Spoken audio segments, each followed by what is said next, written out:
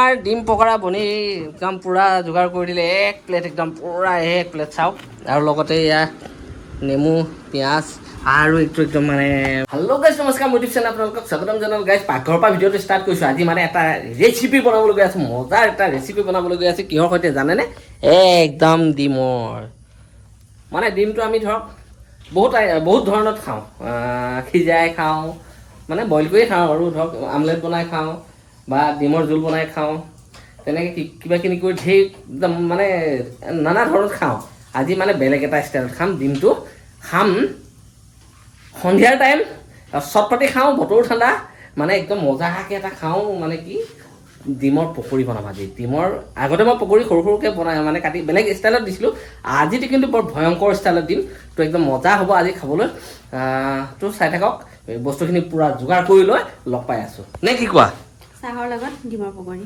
চাহৰ লগত ডিম খায় নেকি চাহ খোৱা টাইম আকৌ ঐ চাহ খোৱা টাইম হ'লেও নহয় চাটনি লাগিব একদম জ্বলা স্পাইচি চাটনি লাগিব চাটনি নহ'লে কাম নহ'ব গম পাইছা নাই ভোট জলকীয়া দি দিম ৰাতিপুৱা যি দিয়া তুমি ভোট দিয়া পিঁয়াজ দিয়া ভোট পিঁয়াজ যি দিয়া নাজানো মুঠতে জ্বলা হ'ব লাগিব আৰু এইফালে আমাৰ একদম ডিম পূৰা বইল কৰিব লাগিব মানে প্ৰথমতে ডিমটো বইল কৰি ল'ব লাগিব আৰু আমাৰ মানুহ 4টা যিহেতু মই 9টা ডিম দি দিছোঁ আৰু এটা কথা কি জানেনে ইয়াৰ লগত আলু দিব লাগিব মই আলু মানে গুচাই থ'বলৈ দিছিলোঁ গুচাই থৈছেনে আলু গুচাই থোৱা মানে আলু মানে সিজাই ৰেডি কৰি থৈছোঁ চোৱা অ' বাপৰে বাপ আলু একদম পূৰা বনাই ৰেডি মই ভাবিছিলোঁ ডিমৰ লগতে একেলগে আলুটো দি বইল কৰিম বুলি বাৰু যি হওক দিনাই মানে গালি খোৱা ভয় পূৰা ৰেডি কৰি থৈছে নে কি তোমাৰ গালিখিনি কোনে খায় এনেই গৰমত খায়ে আছোঁ শাস্তিখিনি গালিখিনি আৰু যি হওক দিনাই এইখিনি একদম ধুনীয়াকৈ বইল কৰি লওঁ লগ পাম এয়া আমাৰ বইল আলুখিনি ইয়াতে দি দিম এতিয়া আমি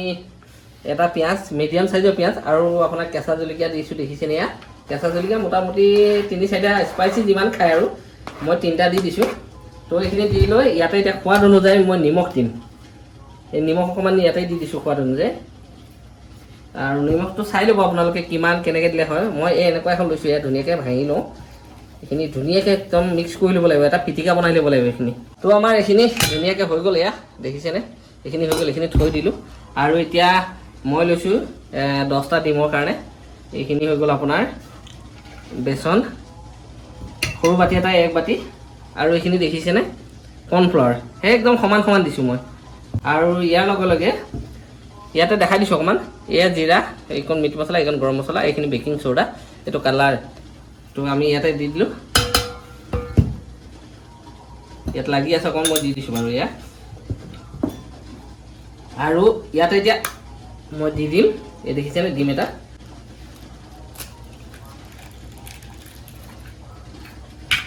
ডিমটো দি দিলোঁ আৰু ইয়াতে মই মিঠাতেল দি দিম প্ৰায় 1 চামুচমান মই মিঠাতেল দি দিছোঁ তো এইখিনি দি লৈ এইখিনি মিলাব লাগিব এতিয়া মিলাব লাগিব এতিয়া তো এইখিনি মিলাই থাকোঁতে মই অকণমান পানী দি ল'ব লাগিব কাৰণ কিয় এইখিনি পূৰা শুকান আছেতো এইখিনি অলপ লিকুইড কৰিব লাগিব পূৰা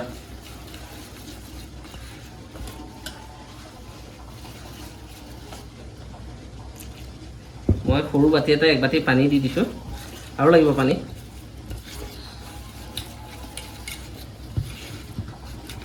তো এয়া চাওক এনেকুৱা এটা লিকুইড বনাই ল'ব লাগিব একদম ধুনীয়াকৈ তো আমাৰ এইখিনি হৈ গ'ল এইখিনিও থ'ম এতিয়া আমি ডিমখিনি একদম ধুনীয়াকৈ মাজে মাজে এনেকৈ ফালি ল'ম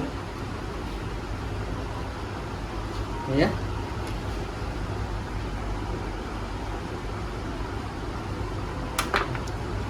গোটেই ডিমখিনি এনেকৈ ফালি ল'ম এতিয়া তো আলুটো আমি ল'লোঁ আলুটো লৈ একদম ধুনীয়াকৈ মুঠি লৈ ইয়াত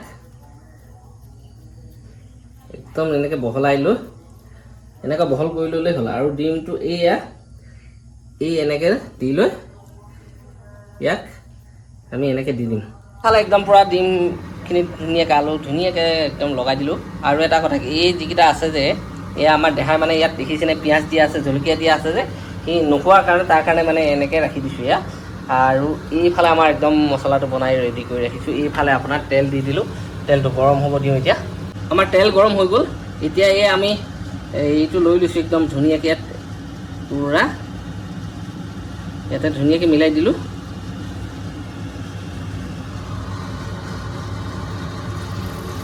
আৰু ইয়াত দি দিছোঁ এনেকৈ গোটেইখিনি।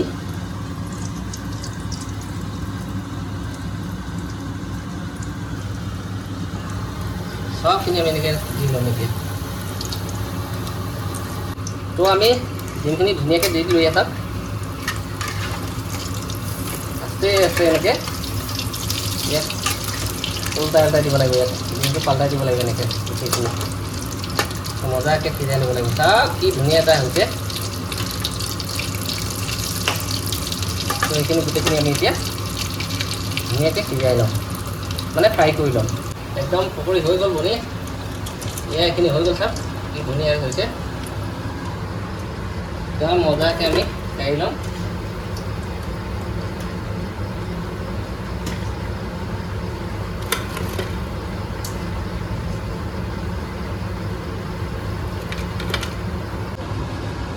তো এতিয়া বাকী থকা ডিমখিনিও আমি একদম ধুনীয়াকৈ ফ্ৰাই কৰি ল'ম।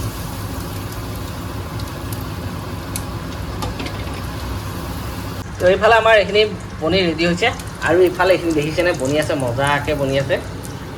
একদম পূৰা বনি আছে, চাওক এইখিনি ধুনীয়াকৈ বনাই লওঁ এইখিনিও। আৰু এইফালে ইয়াত দেখিছে চাটনি, আপোনাৰ মানে পকৰীৰ লগত খাবলৈ চাটনি। এই বিলাহী পুৰি একদম মানে বাকলিটো গুচাই আছে। আৰু এয়া হৈ গ'ল পদুনা, আদা, নহৰু, জলকীয়া, বাছ একদম চিম্পুল। মান ধনিয়াও আছে নেকি? এই মজা, মান ধনিয়াও আছে। তো গাইজ, আৰু এইফালে আমাৰ পূৰা বনি আছে, হৈ গ'ল। একদম ধুনীয়াকৈ কাঢ়ি ল'ম এইখিনিও।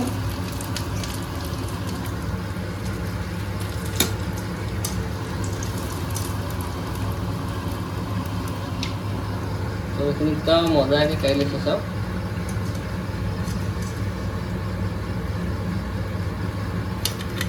এতিয়া হৈ গ'ল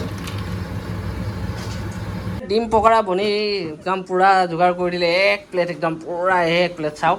আৰু লগতে এয়া নেমু, পিঁয়াজ, আৰু এইটো একদম মানে মেইন বস্তুটো হৈছে আমাৰ মান ধনিয়া আৰু পুদিনা বিলাহী চাটনি। তুমিতো জ্বলা নোখোৱা, এতিয়া কি হ'ব? বহুত জ্বলা দিলোঁ আজি। অঁ, জ্বলা খাবা? অঁ, পিঁয়াজ নোখোৱা? পিঁয়াজ এতিয়া পিঁয়াজ চব ইয়াতে চব পিঁয়াজ দি দিয়া হৈছে, কি হ'ব এতিয়া? বাচি বাচি খাব, তেওঁ খাবা। আৰু ইয়াত তাইও আহিলে, চব আহি গ'ল। মানে এনেকুৱা এটা বস্তু, মানে কি আমাৰ ঘৰত সন্ধিয়া টাইমত কেতিয়াবা সিহঁতি যায় বাহিৰত খাই গ'ল। মই অলপ মানাই কৰোঁ, বাহিৰত খাবলৈ নিদিওঁৱেই। ঘৰতে মই যিহেতু বনাই দি থাকোঁ, বাহিৰত খাই কি লাভ আছে? দুদিনমান যদি নবনাওঁ, সিহঁতি কালি 2 তাৰিখ গৈ খাই আহিছে, হয়নে নহয়? হে, সেয়ে তাই পানী খাই আছে, তাই কি ক'ম আৰু। বাৰু যি হওক দিনাই ধুনীয়াকৈ চবলৈকে দি দিয়া, দি দিয়া দে একদম ধুনীয়াকৈ, একদম মজাকৈ। এয়া হয় নি? অঁ, তেতিয়াহ'লে কেইটা দিয়া। হে, কেনেকুৱা হৈছে? ইমান দূৰত বহিলি যে, কেনেকুৱা হৈছে? কেনেকুৱা হে? ইমান দূৰত বহিলোঁ, তাই ভাল হৈছে কৈছে। কেনেকুৱা হৈছে কোৱা? দে খোৱা, এও এটা খাইছোৱাচোন। কেনেকুৱা হৈছে ঐ? বেয়া হ'ল? হে, একদম চাওক, গোল হৈ গ'ল। এফালে দিম হে, তো গোল হৈ গ'ল। আৰু ইয়াক মানে এনেকৈ চাটনিত ডুবাব লাগে, চাটনিত এনেকৈ ডুবাব লাগে। আৰু ৰখি লৈ আৰু এনেকৈ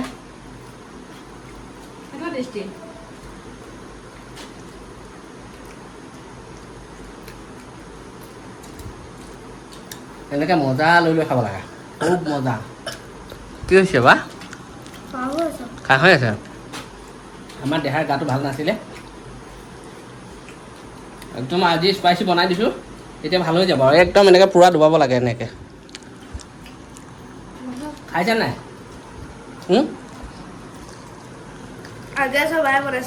হা হা, এয়া কোৱাচোন কোনে বনাইছে? হে, নহয় নহয় নহয়। তো গাইজ, খুব মজা হৈছে। ইয়াৰ লগতে পিঁয়াজো,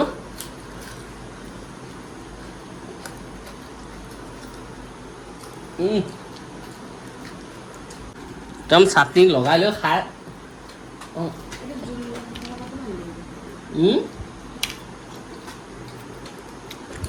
এই সেইটো বিৰিয়ানী মছলা কি কৰিব আনিছা চাট মছলা বুলি লৈ আহিছে সি মছলা আনিবা একদম চিম্পুলত বনাইছোঁ খুব মজা হৈছে সন্ধিয়া টাইমত এনেকৈ খাই কেনেকুৱা লাগে বাৰু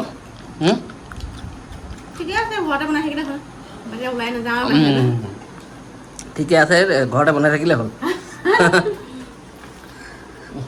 সন্ধিয়া কিবা খাবলৈ মন যায় বনালেই হ'ল আৰু এফাল দিব মুখত নটা হৈছে তো আপোনালোকেও বনাই খাব পাৰে টেষ্ট কৰি চাব ন আৰু একদম মানে ঘৰৰ বস্তু একো মছলা বেছি ইউজ নাই হোৱা খুব ধুনীয়া হৈছে এনেকৈ খাব লাগে হয় নহয়